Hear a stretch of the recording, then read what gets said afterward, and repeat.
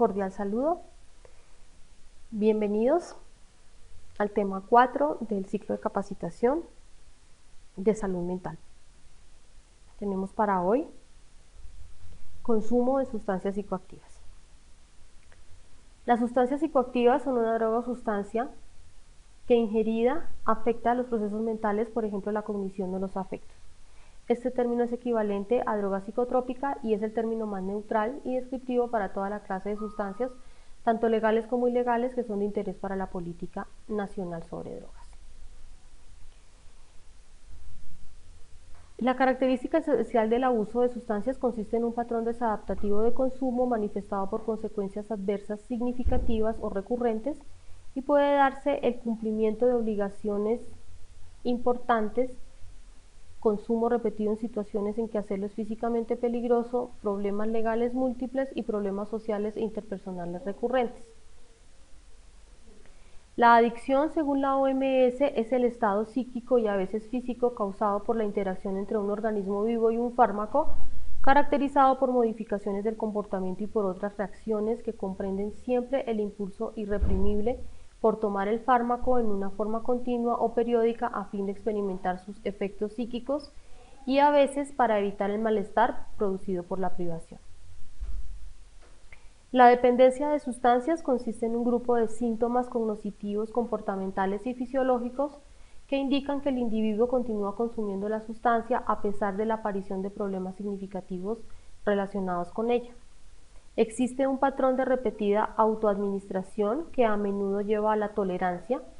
La de sustancias puede aplicarse a toda clase de sustancias a excepción de la cafeína. La abstinencia es la presencia de un cambio desadaptativo del comportamiento con concomitantes fisiológicos y cognitivos debido al cese o a la reducción del uso prolongado de grandes cantidades de sustancias. La abstinencia va asociada con frecuencia, aunque no siempre, a la dependencia de sustancias. Hay una clasificación de las sustancias psicoactivas según su legalidad. Las legales son las permitidas por la ley, como el alcohol, el cigarrillo y la marihuana, y las ilegales son las que no están permitidas por la ley, como la cocaína, el LSD, la heroína y sus derivados. Hay una clasificación también según cómo se consumen las sustancias. Entonces hay unas sustancias que son fumadas, que son el tabaco, el cigarrillo, la marihuana. Hay otras que se consumen por vía oral, que son el alcohol, el éxtasis, el LSD. Hay unas que son inspiradas como el speed, la cocaína. Hay unas que son inhaladas como el pegamento, el popper. Y hay unas que son inyectadas como la heroína. Hay otra clasificación de las sustancias según su efecto sobre el sistema nervioso. Entonces están las depresoras del sistema nervioso, como el alcohol, la heroína, la morfina, la metadona. Hay unas estimulantes del sistema nervioso como las anfetaminas, la nicotina, la cocaína. Y hay unas sustancias psicodélicas o perturbadoras como el LSD, el éxtasis, el popper y el pegante.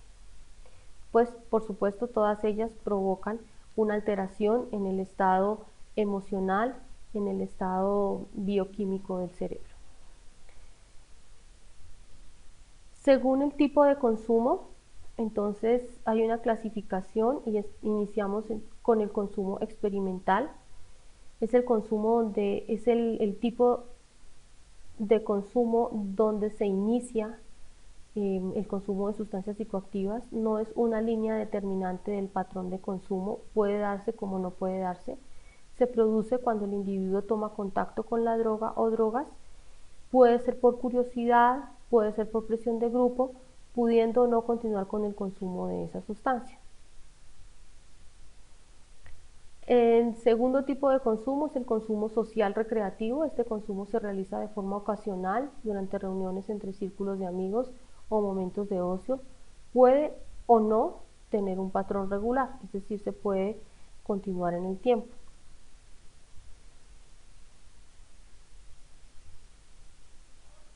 El consumo social recreativo no se compra ni se guarda, se realiza con personas cercanas, es decir, es un consumo entre círculos de cercanía y no todos consumen. Además, en este consumo social recreativo, no todas las personas que están dentro del círculo son consumidores. El tercer tipo de consumo es el consumo habitual. A esta fase se llega únicamente habiendo atravesado por la fase previa. Ya se observa un encadenamiento y ritual de consumo y un debilitamiento y extinción de los mecanismos de autocontrol. En este consumo habitual se instalan comportamientos de consumo, estos no son adaptativos, por lo tanto se remarcan las conductas y situaciones de riesgo.